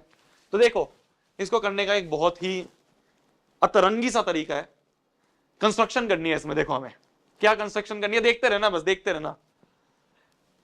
एक बार क्या करेंगे, हम A को सेंटर मानेंगे, ए बी को रेडियस मानेंगे और सर्कल बनाएंगे। क्या बोला मैंने? ए को सेंटर माना, ए बी को रेडियस माना और एक सर्कल बना दिया। ए को सेंटर माना, ए बी को रेडियस माना और एक सेंटर सर्कल बना दिया। पहला केस, ये पहला केस। फिर क्या करेंगे हम? फिर क्या करेंगे? सेकंड पॉइंट, सेकंड चीज ब्लैक से करते हैं। सेकंड चीज हम क्या करेंगे? बी को सेंटर मानेंगे, वापस से ए बी को ही रेडियस मानेंगे और एक सर्कल बनाएंगे। तो बी को सेंटर मानो, ए बी को रेडियस मानो, बी को सेंटर, ए बी को रेडियस। तो इस तरह से करते हैं ना हम, वो लेते हैं, कंपास लेते हैं, इस तरह से रख के सेंटर, ये सेंटर हुआ और यहां तक ये रेडियस आया और ऐसे करके घुमा दोगे तो ऐसे बी को सेंटर माना, ए बी को रेडियस माना और घुमा दिया तो एक ये सर्कल बन गया। समझ गए? अभी मैं कंपास से नहीं कर रहा हूं तो ये थोड़ा बड़ा छोटा दिख रहा होगा, पर तुम समझ गए। जो लाल वाला है वो क्या है? लाल वाला क्या है? लाल वाला है फर्स्ट वाला, ए को सेंटर, ए बी रेडियस। और जो ब्लैक वाला है, जो ब्लैक वाला है वो है सेकंड वाला कि बी को सेंटर, ए बी को रेडियस। अब ये जहां पे पिंक, हाँ, अब ये जहां पे मिल रहे हैं दोनों सर्कल, वहां से दोनों लाइन ज्वाइन कर दो, जिस पॉइंट पे मिल रहा है, मान लो ये पॉइंट सी है, तो ए से भी ज्वाइन कर दो, बी से भी ज्वाइन कर दो। ये कंस्ट्रक्शन है, ठीक है। तो सबसे पहले हम लिखेंगे कंस्ट्रक्शन, जो यहां पे लिखी है, देखो। Draw circle with centre A, radius A B, another circle with centre B and radius A B. Intersection point को हम सी बोल देंगे और ड्रॉ लाइन सेगमेंट एसी और बीसी। तो एसी और बीसी हम बना लेंगे। तो एसी और बीसी हमने बना लिया। ये पहली चीज है जो हम कंस्ट्रक्शन करनी है, ठीक है। अब देखो सोचने वाली चीज क्या है, सोचना ध्यान से। सोचने वाली चीज ये है, अगर हम पहले वाले सर्कल में देखें, जो लाल वाला सर्कल है, सिर्फ लाल वाले सर्कल को देखें, तो लाल वाले सर्कल में एसी क्या है? खाली लाल वाला सर्कल देखते हैं। देखो ब्लैक वाला हटा देता हूं, खाली लाल वाला सर्कल देखो। लाल वाले सर्कल में अगर मैं तुमसे पूछूं एसी क्या है, तो एसी भी तो रेडियस है भाई। सेंटर से सर्कल के किसी भी पॉइंट को ज्वाइन कर दें वो रेडियस होता है। सेंटर से सर्कल के किसी भी पॉइंट को ज्वाइन कर दें वो रेडियस होता है। तो एसी क्या है? एसी रेडियस है।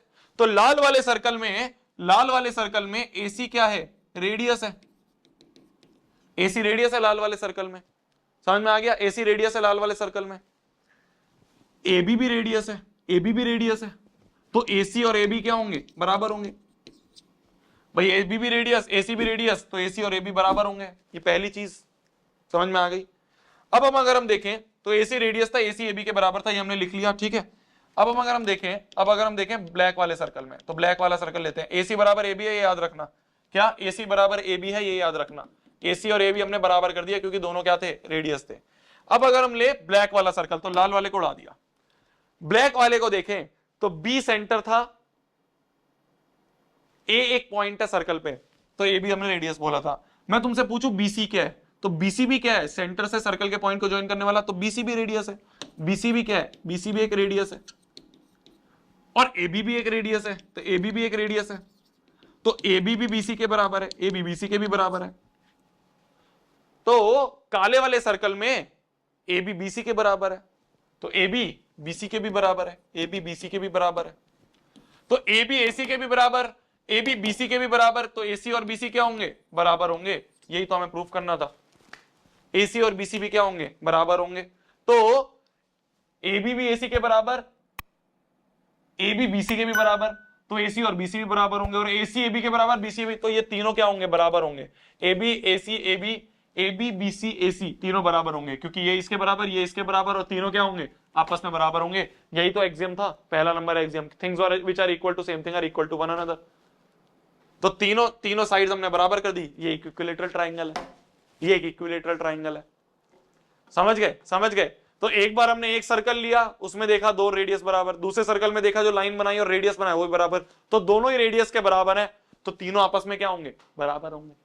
यही तो प्रूफ करना था, ठीक है। तो ये फिगर मैं वापस से बना देता हूं, ये यहां से हट जाएगा, पर तुम समझ। फिगर।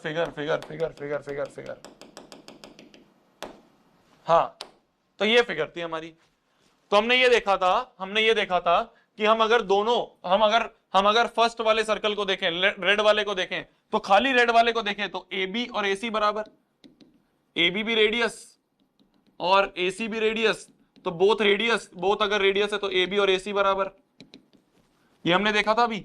ब्लैक वाले में हमने क्या देखा, सेकंड वाले सर्कल पे हमने क्या देखा, हमने देखा कि ब्लैक वाले को देखो, अब लाल वाले को बोल दो, ब्लैक वाले को देखो, तो बीसी भी रेडियस ए बी भी रेडियस, तो बीसी भी रेडियस ए सी भी रेडियस, तो मतलब बीसी और एसी भी बराबर, दोनों रेडियस है तो दोनों बराबर, तो ए बी एसी के भी बराबर, ए बी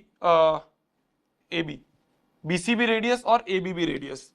हाँ, तो ए बी एसी के भी बराबर, ए बी बीसी के भी बराबर, तो ए बी जो है वो एसी के भी बराबर, ए बी जो है वो बीसी के भी बराबर, तो तीनों आपस में बराबर। तो ये क्या है, ये एक इक्विलेटरल ट्राइंगल है। तो जो तुम्हें लिखना है अंग्रेजी में, जो लिखना है उसमें पहला तो कंस्ट्रक्शन थी, समझ में आ गई थी। अब तुम्हें जो मैंने बताया वो प्रूफ लिख रहे हो। क्या, इन सर्कल विद सेंटर ए सी भी रेडियस, तो एसी बराबर ए बी, सेंटर बी वाले रेडियस सेंटर सर्कल में बीसी रेडियस है तो बीसी भी एबी के बराबर, तो एसी भी बीसी एबी के बराबर, बीसी भी एबी के बराबर, एसी भी एबी के बराबर, बीसी भी एबी के बराबर, देयरफॉर तीन साइड्स आर इक्वल। ये हम बोल सकते हैं therefore all three sides are equal, therefore it's the equilateral triangle. ये हमने प्रूफ कर दिया। तो जब भी तुम्हें इस तरह का क्वेश्चन आएगा तो तुम इस तरह से प्रूफ कर दोगे। ये आपका एग्जांपल नंबर 2 है ना, बिल्कुल ही लॉजिकल ही अजीब सा क्वेश्चन, पर ऐसा ही है, करना पड़ेगा, इसी तरह से करना पड़ेगा। समझ में तो आ गया ना तुम्हें, समझ में तो आ गया ना। बस चलिए नेक्स्ट क्वेश्चन पे चलते हैं। एक्सरसाइज नंबर 5.1 हमें कहता है कि सबसे पहला क्वेश्चन है ट्रू और फॉल्स। तो बताओ क्या ट्रू है क्या फॉल्स है। Only one line can pass through a single point, कोई एक सिंगल पॉइंट से सिर्फ एक लाइन जा सकती है। ये भी जा सकती है, ये भी जा सकती है, ये भी जा सकती है, ये भी जा सकती है, ये भी जा सकती है, ये भी जा सकती है। सिंगल पॉइंट से तो कितनी लाइन जा सकती है। तो पहला नंबर क्या है, पहला नंबर क्या है, फॉल्स है। सिंगल पॉइंट से तो बहुत सारी लाइन जा सकती है, सिंगल पॉइंट से बहुत सारी लाइन जा सकती है। There are infinitely number of line which can pass through two distinct point, दो अलग अलग पॉइंट से बहुत सारी लाइन जा सकती है। नहीं नहीं नहीं नहीं, सिर्फ एक जा सकती है। पोस्टुलेट नंबर 1 का एक्सियम। तो ये फॉल्स है, पहला भी फॉल्स, दूसरा भी फॉल्स। दूसरे वाले में कह रहा है इनफाइनाइट लाइन जा सकती है दो पॉइंट्स के बीच में। अरे दो पॉइंट्स के बीच में तो सिर्फ एक लाइन जा सकती है, ऐसा नहीं होगा। A terminated line can be produced indefinitely on both sides, इधर से भी बहुत आगे, इधर से भी बहुत आगे। ट्रू है भाई साहब, ये तो बोल ही रहे हैं। Two circles are equal, their radii are equal. Radii एक प्लूरल वर्ड है, सिंगल होता है रेडियस होता है, रेडाई मतलब दो, तो दो के बारे में बात कर रहे हैं। तो दो सर्कल हैं, तो एक सेंटर एक रेडियस से एक सर्कल बनाया और सेम रेडियस से दूसरा बनाया, तो दोनों क्या होंगे, आपस में इक्वल होंगे। बिल्कुल सही है, ट्रू है। इजी भी है, कुछ नहीं है, आसान आसान है। पांचवा, इन फिगर ए बी बराबर पी क्यू है। ए बी जो है वो पी क्यू के बराबर है और पी क्यू एक्स वाई के बराबर है। तो पी क्यू ए बी के भी बराबर, पी क्यू एक्स वाई के बराबर, तो ए बी और एक्स वाई भी बराबर। यही हमें बोला है, तो ट्रू है। हो गया यार, कितना आसान आसान चीजें हैं। ठीक है, तो ये एक्सरसाइज नंबर 5.1 का पहला। तुम्हें बताना है इसका प्रूफ तो रीजन तो तुम दे दोगे। Things which are equal to one thing वो लिख दोगे, इसमें सर्कल वाला लिख दोगे, टर्मिनेटेड ये एक्सियम ही है ना, ये वाला भी एक्सियम ही है, तो ये सब तो तुम लिख दोगे कौन सा है। ठीक है, जो चीज आसान है उस पर ज्यादा टाइम नहीं देंगे, जो चीज मुश्किल है, जो मेरे को लग रहा है तुम्हें दिमाग खराब होगा, उसमें टाइम देंगे। जैसे ये क्वेश्चन है, क्वेश्चन क्या कहता है, ध्यान से सुनना। क्वेश्चन कहता है give a definition for each of the following terms. बहुत सारी टर्म्स है जिसमें पहली पैरेलल लाइन है, ऐसी 3-4 और है, अगली स्लाइड में लिखी है। तो हर एक चीज की हमें डेफिनेशन देनी है। जैसे पैरेलल लाइन की हमें एक डेफिनेशन बतानी है। तो पैरेलल लाइन क्या होते हैं, पैरेलल लाइंस मतलब lines which do not intersect, भाई ऐसी लाइन जो कहीं पे इंटरसेक्ट ना करे, ये पैरेलल लाइंस होती हैं। ऐसी लाइंस जो कि सीधी सीधी चलती रहे, कहीं इंटरसेक्ट ना करे, उन्हें पैरेलल लाइन कहते हैं। तो हमें डेफिनेशन देनी थी, हमने डेफिनेशन दे दी। आगे क्या बोला है, are there other term that need to be defined first. ये चैप्टर है एंशिएंट टाइम का, तो एंशिएंट टाइम में अगर तुम जाके किसी का बोलो कि एक ऐसी लाइन जो कहीं इंटरसेक्ट ना करे, तो तुमने आज से करोड़ों साल पहले जाके बोला किसी के सामने कि ऐसी लाइन जो कहीं इंटरसेक्ट ना करे, तो कहेगा ओ भैया लाइन क्या होता है, इंटरसेक्ट क्या होता है। भाई इसमें कोई ऐसी चीजें हैं जिसको डिफाइन करना जरूरी है, जो लोगों को नहीं पता हो सकती थी उस समय पे। कौन कौन सी चीजें हैं, उनको लाइन नहीं पता था। तो मतलब इस डेफिनेशन को लिखने के लिए पहले तुम्हें लाइन की डेफिनेशन भी बतानी पड़ेगी और इंटरसेक्ट की डेफिनेशन भी बतानी पड़ेगी। तो ये तो इसकी डेफिनेशन है, पर इसी डेफिनेशन में कुछ और छोटी छोटी टर्म्स हैं जिसकी भी डेफिनेशन बतानी पड़ेगी। तो इसमें एक टर्म है लाइन मतलब ब्रेथलेस लेंथ, यह भी पढ़ा था हमने, ब्रेथलेस लेंथ। इंटरसेक्ट मतलब अ पॉइंट इन कॉमन, एक पॉइंट है जो कॉमन है। अब वापस एक चीज आ गई पॉइंट, तो पॉइंट को भी डिफाइन करना पड़ेगा। बस ये है, ये लूप चल रहा है पॉइंट को भी डिफाइन करने का। पॉइंट मतलब अनडिवाइडेड पार्ट, अनडिवाइडेबल पार्ट है ना, पार्ट जिसको हम डिवाइड नहीं कर सकते, अनडिवाइडेबल पार्ट। ये हमने डेफिनेशंस पढ़ी थी। तो ये तीन चीजें हैं, मतलब पहले तो तुमने पैरेलल लाइन की डेफिनेशन करी, इसमें क्या क्या ऐसी चीजें हैं जो तुम्हें डिफाइन करनी पड़ेगी। तो लाइन डिफाइन करी, इंटरसेक्ट भी डिफाइन करा, इंटरसेक्ट में एक और चीज आई पॉइंट, पॉइंट को भी डिफाइन करा। तो ये जो है इस तरह से हम इसका आंसर लिखेंगे। समझ गए, समझ गए, समझ गए। तो कैसे लिखेंगे ये देखो, पैरेलल लाइन क्या होती है? Parallel lines are the lines which do not intersect at any point. अब इसमें तीन चीजें आ गई, क्या? बिफोर डिफाइनिंग पैरेलल लाइन, हमें तो भाई पहले लाइन भी डिफाइन करना पड़ेगा। लाइन भी नहीं पता होगा लोगों को, इंटरसेक्ट भी नहीं पता होगा लोगों को, पॉइंट भी नहीं पता होगा। तो लाइन की डेफिनेशन लिखी, पॉइंट की डेफिनेशन लिखी, और इंटरसेक्ट की भी हमने डेफिनेशन लिख दी। बस ये है, इतना सा है ना, इजी पीजी। चलो नेक्स्ट नेक्स्ट नेक्स्ट करते हैं। नेक्स्ट वाला में बोल रहा है define perpendicular line. Perpendicular line मतलब जो आपस में क्या हो, 90 डिग्री पे कटे। तो perpendicular lines are the line that intersect at 90 degree. इसमें ऐसी क्या चीजें हैं जो लोगों को नहीं पता होगी? उनको इंटरसेक्ट का वर्ड नहीं पता होगा। मैथमेटिक्स बोल रहा हूं मैं, तुम कहो भैया आर, एट, दैट, ये भी तो नहीं पता होगा। मैथ पढ़ रहे हैं, अंग्रेजी नहीं पढ़ रहे, तो मैं मैथ के बारे में बात करूंगा। तो परपेंडिकुलर लाइंस जो है वो ऐसी लाइंस है जो कि 90 डिग्री पे इंटरसेक्ट करें। तो इंटरसेक्ट और 90 डिग्री, इसकी डेफिनेशन लोगों को नहीं पता होगी। तो before defining perpendicular line we need to define lines. ये लाइंस वर्ड भी डिफाइन करना पड़ेगा, इंटरसेक्ट वर्ड भी डिफाइन करना पड़ेगा, और 90 डिग्री भी डिफाइन करना पड़ेगा। तो लाइन का क्या होता है? ब्रेथलेस लेंथ पता है, इंटरसेक्ट मतलब कॉमन पॉइंट, ये भी पता है, 90 डिग्री मतलब राइट एंगल। तो ये तीनों को हमने अलग अलग डिफाइन कर दिया। तो पहले तो एक मेन डेफिनेशन लिखेंगे, फिर उसमें क्या क्या ऐसे वर्ड्स हैं जिसकी डेफिनेशन लोगों को नहीं पता होगी, वो भी बतानी है। तो इसमें क्या क्या वर्ड्स थे? लाइंस था, लाइन की डेफिनेशन लिख दी। इंटरसेक्ट मतलब उसकी डेफिनेशन लिख दी। 90 डिग्री की डेफिनेशन है कि वो राइट एंगल होता है। राइट एंगल एक इंग्लिश वर्ड है, तो ये तो पता ही है लोगों को। राइट एंगल देखते ही दिमाग में क्या आएगा लोगों के? ये आएगा। समझ गए, समझ गए। तो जो यूक्लिड्स की डेफिनेशन हमने सबसे पहली स्लाइड में पढ़ी थी, बस उसी को नीचे नीचे लिखना होगा डिफाइन करते वक्त। तीसरी चीज है लाइन सेगमेंट। लाइन सेगमेंट क्या होता है? देखो तीन चीजें होती हैं, एक होती है लाइन, एक होती है रे, और एक होती है लाइन सेगमेंट। लाइन होती है एक ऐसी चीज जो इधर भी जा सकती है, इधर भी जा सकती है, कोई भी उसका एंड पॉइंट नहीं होता, दोनों तरफ से फ्री होता है। रे मतलब स्टार्टिंग पॉइंट है, एंड पॉइंट नहीं है। लाइन तो होती है इधर से भी आगे, इधर से भी आगे, कोई एंड पॉइंट नहीं है। रे मतलब एक स्टार्टिंग पॉइंट है but no end point. Line segment मतलब एंड पॉइंट भी है, स्टार्टिंग पॉइंट भी है। लाइन सेगमेंट मतलब एंड पॉइंट भी है और स्टार्टिंग पॉइंट भी है। तो line segment is a part of line. पूरी एक बड़ी सी लाइन का एक छोटा सा पार्ट ले लिया, ये लाइन बहुत बड़ी लाइन थी, इसमें से एक छोटा सा पार्ट ले लिया जिसका स्टार्टिंग पॉइंट भी एंड पॉइंट भी है, इसे लाइन सेगमेंट कहते हैं। तो part of line having starting and end point is known as a line segment. अब इसमें क्या क्या चीज आई? लाइन एक वर्ड आया, पॉइंट एक वर्ड आया, ये हमें डिफाइन करना पड़ेगा। तो before defining line segment we need to define line and point. तो लाइन होता है ब्रेथलेस लेंथ, और पॉइंट होता है जिसका कोई पार्ट नहीं होता, है ना, इजी पीजी। ये तुम्हें पीडीएफ मिल जाएगी, तुम समझ जाओगे। रेडियस ऑफ सर्कल हमें डिफाइन करना है। रेडियस ऑफ सर्कल क्या है? रेडियस ऑफ सर्कल, रेडियस क्या है? रेडियस, ये एक सर्कल है, उसका एक रेडियस है। रेडियस क्या है? एक लाइन सेगमेंट है, एक लाइन सेगमेंट है। लाइन सेगमेंट है क्योंकि इसका स्टार्टिंग पॉइंट सेंटर है, एंडिंग पॉइंट क्या है? सर्कल के ऊपर कोई एक पॉइंट, तो सेंटर और एंडिंग पॉइंट है, तो ये एक लाइन सेगमेंट है। लाइन सेगमेंट मतलब स्टार्टिंग और एंडिंग पॉइंट है। तो radius of circle is a line segment from the centre of circle to any point on the circle, किसी भी पॉइंट पे। पर इसमें क्या क्या चीज आ रही है? Before defining radius we need to define circle. Circle हमें डिफाइन करना पड़ेगा, कहां है? सर्कल हमें डिफाइन करना पड़ेगा, सेंटर हमें डिफाइन करना पड़ेगा, and centre of circle, and point कहीं आ रहा है ना, पॉइंट हमें डिफाइन करना पड़ेगा। ये चीजें हमें डिफाइन करनी पड़ेंगी, तो तभी हम रेडियस ऑफ सर्कल को लिख पाएंगे। तो देखो सर्कल क्या होता है? Circle is a shape consisting of all points in a plane that are fixed distance from fixed given point, also called the centre. क्या बोल दिया भैया? सर्कल पता है क्या होता है? एक फिक्स्ड पॉइंट से एक पर्टिकुलर डिस्टेंस पे जाओ, एक पॉइंट ले लो, सेम डिस्टेंस पे जाओ, दूसरा पॉइंट ले लो, सेम डिस्टेंस पे जाओ, तीसरा पॉइंट ले लो। ये सर्कल की डेफिनेशन होती है, तुम पढ़ोगे।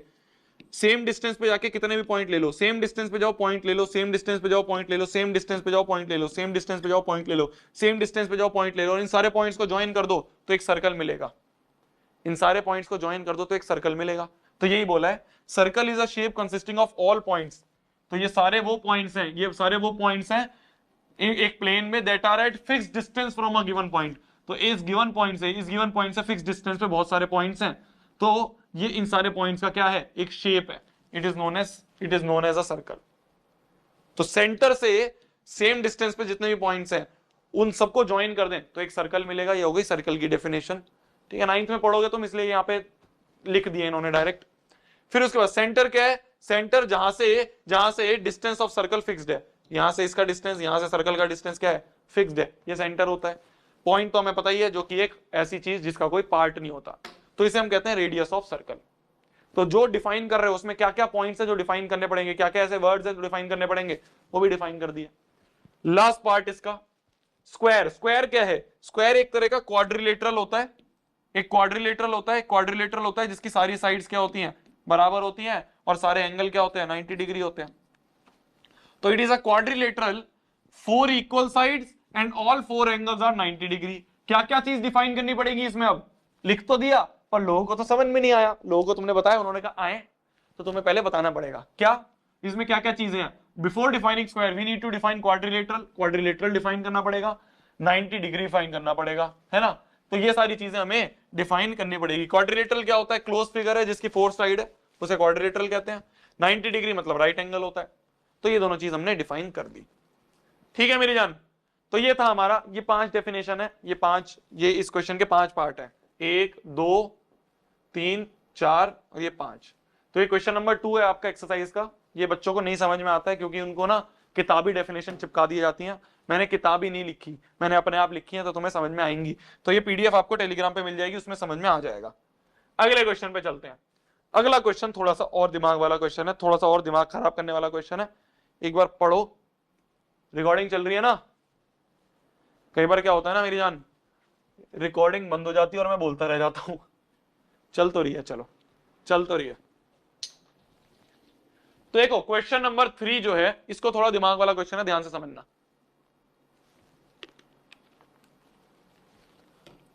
क्वेश्चन नंबर 3 कहता है कंसीडर 2 पोस्टुलेट्स। कुछ पोस्टुलेट्स हैं, जरूरी नहीं है यूक्लिड के पोस्टुलेट नहीं है, बोला है सिर्फ पोस्टुलेट्स हैं, सिर्फ पोस्टुलेट्स बोला है।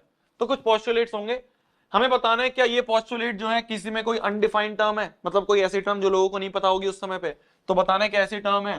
तो देखते हैं, गिवन एनी 2 डिस्टिंक्ट पॉइंट एक टर्म है, there exist any third point आ गया, एटलीस्ट 3 पॉइंट। तो पॉइंट है और एक लाइन है, पॉइंट और लाइन हमें डिफाइन करना पड़ेगा। तो पहली चीज तो है कि पॉइंट का डेफिनेशन और लाइन की डेफिनेशन हमें बतानी पड़ेगी, हमें पता है, लिख देंगे।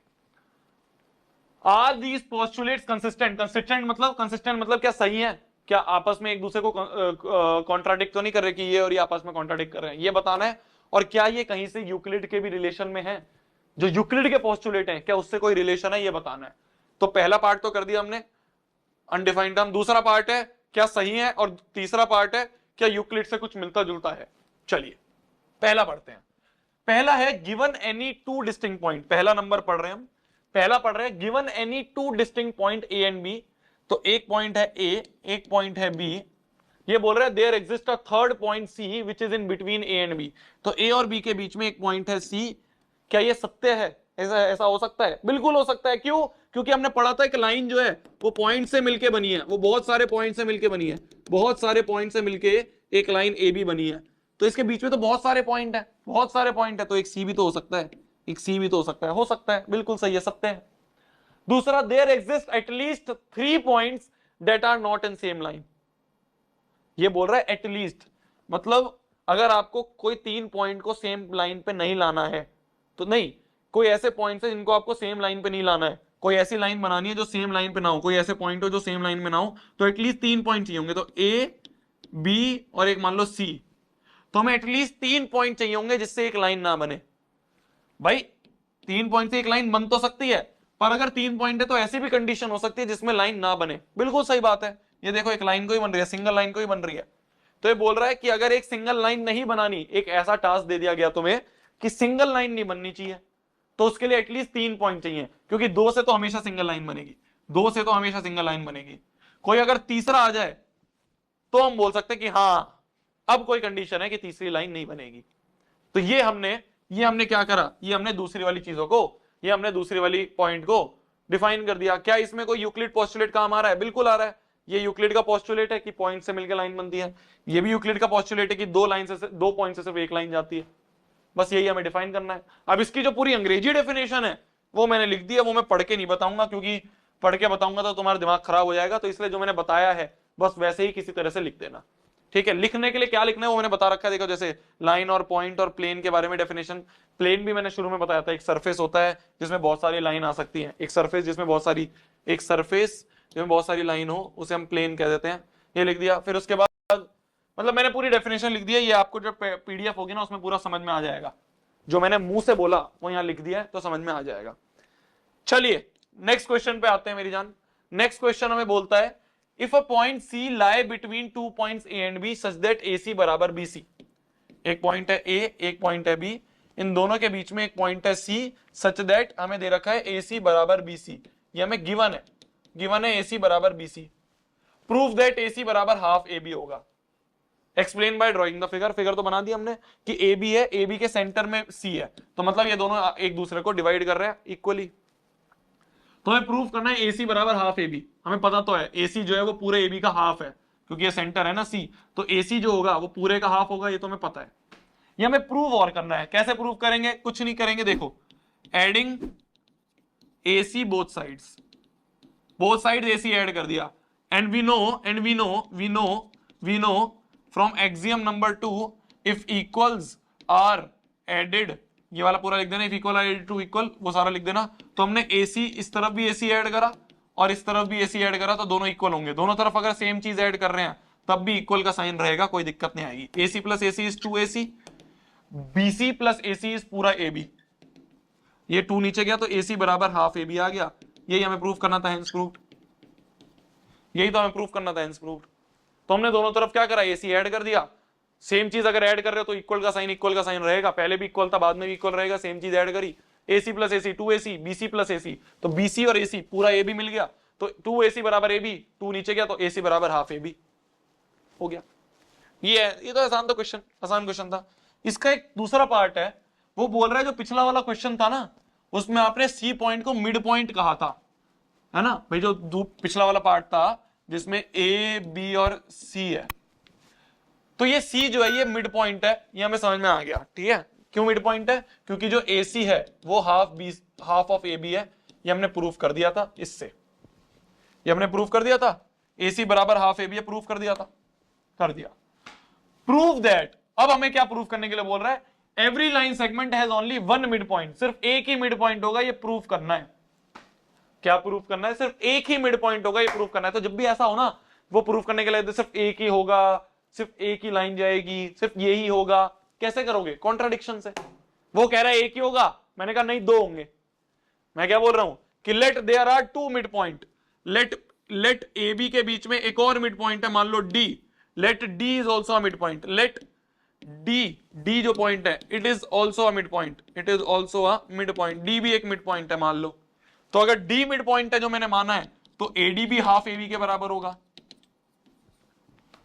भाई यहां से तो हमें पता था AC बराबर हाफ AB है। जब C मिड पॉइंट है तो ये कंडीशन, जब D भी मिड पॉइंट है तो हम कह देंगे AD बराबर हाफ AB।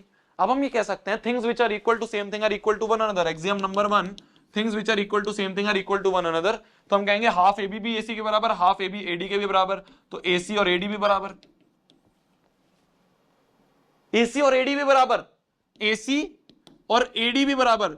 तो दो चीज अगर बराबर है तो मतलब C और D तो सेम ही पॉइंट है, C और D तो सेम पॉइंट है। अगर दो लाइन बराबर है तो C और D तो सेम पॉइंट है, AC और AD, AA बराबर C और D भी बराबर होंगे। लॉजिकल पॉइंट, C और D भी बराबर होंगे। पर मैंने पहले मान लिया था कि C और D अलग अलग पॉइंट है, C भी एक मिड पॉइंट है, D भी एक मिड पॉइंट है, दो अलग अलग मिड पॉइंट है। अब मेरे को दिख रहा है दोनों बराबर है, तो कॉन्ट्रडिक्शन हो गया।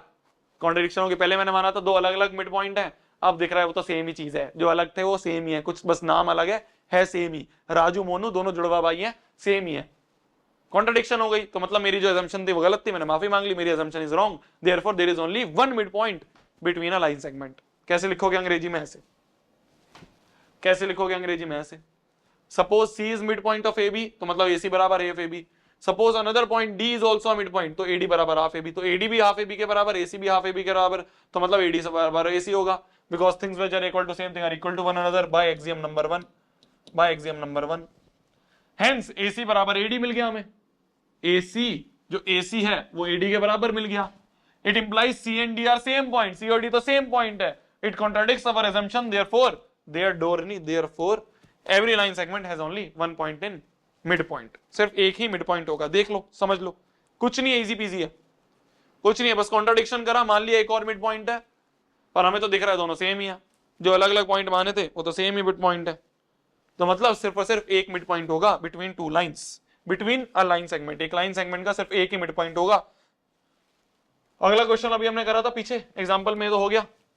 लास्ट क्वेश्चन, एक्सियम नंबर 5 जो है वो कहता है क्या? वो कहता है कि एक्सियम नंबर 5 क्या कहता है? एक्सियम नंबर 5 क्या था? एक्सियम नंबर 5 था वो होल वाला, कि whole is greater than part. Axiom number 5 क्या था? एक्सियम नंबर 5 था whole is greater than part. Whole is greater than part. इसको ना लोग यूनिवर्सल ट्रुथ कहते हैं. क्यों कहते हैं? Whole is greater than a part universal truth कहते हैं. तो ये पूछा है क्वेश्चन में, इसे यूनिवर्सल ट्रुथ क्यों कहते हैं? Why axiom is listed in why axiom 5 considered as a universal truth? ये इसलिए कहते हैं, it is known as universal truth because it holds true. ये हमेशा ट्रू होगा. कब? हर एक फील्ड में. It hold true in any field. किसी भी फील्ड में चले जाओ हमेशा ट्रू होगा. सिर्फ मैथमेटिक्स में नहीं, हर जगह ट्रू होगा. सिर्फ मैथमेटिक्स में नहीं, हर जगह ट्रू होगा. जैसे मैंने ग्लोब का एग्जांपल लिया था, पूरे ग्लोब से भारत जो है, तो पूरा ग्लोब जो है वो तो बड़ा है ना उस पार्ट से. पिज्जा का एक पार्ट जो है, तो पिज्जा तो पूरा का पूरा बहुत बड़ा है ना उसके एक पार्ट से. तो ये हर जगह ट्रू है, खाली मैथमेटिक्स में नहीं. ये हमें लिखेंगे और इससे हमारा ये आंसर आ जाएगा. इसी के साथ आपकी ये पूरा का पूरा चैप्टर खत्म होता है. थैंक यू सो मच कूडीज आज के चैप्टर को देखने के लिए. आपकी पूरी एनसीईआरटी कवर करवा दी, आपके पूरे पोस्टुलेट्स कवर करवा दी, आपके पूरे एक्सियम्स कवर करवा दी, आपकी पूरी डेफिनेशन कवर करवा दी.